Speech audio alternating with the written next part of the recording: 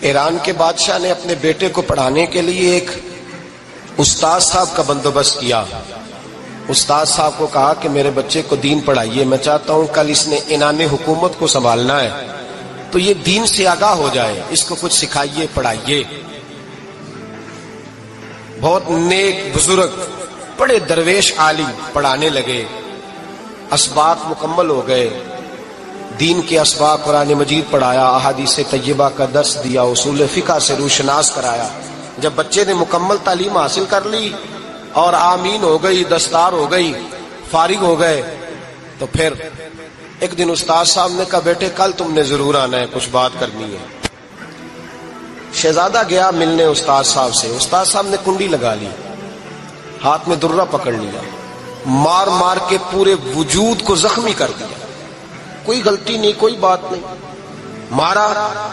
اب بچہ آیا آ کے بادشاہ سلامت سے کہا کہ ابا جی سمجھ نہیں آئی، بڑا مارا ہے استاد. تو سیانے تھے نا بادشاہ، یہاں تو قاری صاحب روز کٹہرے میں کھڑے ہوتے ہیں، مولوی صاحب آپ نے میرے بچے کو کیوں مارا ہے؟ آپ 8,000 کے مولوی ہیں، میرا کئی کروڑ کا بچہ ہے، سویرے بدل لیں گے. خبردار آپ نے بچے کو ہاتھ لگایا، اپنی حیثیت میں رہے معاذ. جو قومیں استادوں کو کٹہروں میں کھڑا کرتی ہیں وہ ترقی نہیں کر پاتی. یہ استادوں کو کٹہروں میں روز کھڑا کرتے ہیں. کہا ابا جی بڑا مارا ہے. تو والد بڑے سمجھدار تھے، کہنے لگے بیٹا استاد باپ ہوتا ہے، وہ زیادتی نہیں کرتا، کوئی بات ہوگی میں تیرے استاد کو کٹہرے میں نہیں بلاؤں گا. اماں سے بات کی، اماں کہنے لگی بیٹا میں تیرے باپ سے کیسے بات کروں، ڈر آتا.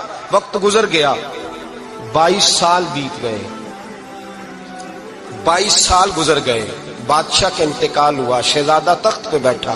پہلا حکم یہ دیا کہ میرے استاد کو بلاؤ. پہلا حکم.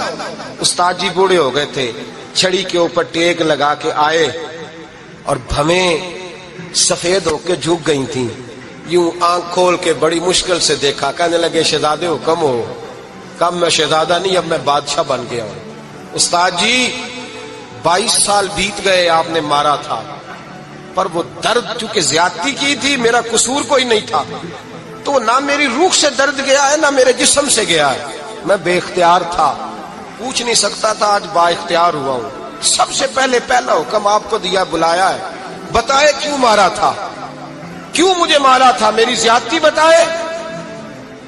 تو استاد بوڑھے استاد کی آنکھیں آنسوؤں سے بھر گئیں. کہنے لگے بیٹے بس آج کے دن کے لیے مارا تھا، یہ جو دن آ گیا نا میری زندگی میں اس لیے مارا تھا، یہ میں چاہتا تھا میری زندگی میں وقت ہے، آج کے بس میری مراد پوری ہو گئی. کہ صاحب کس لیے، مجھے بھی سمجھائے. آپ فرمانے لگے کتنی دیر ہو گئی تجھے مار کھائے ہوئے؟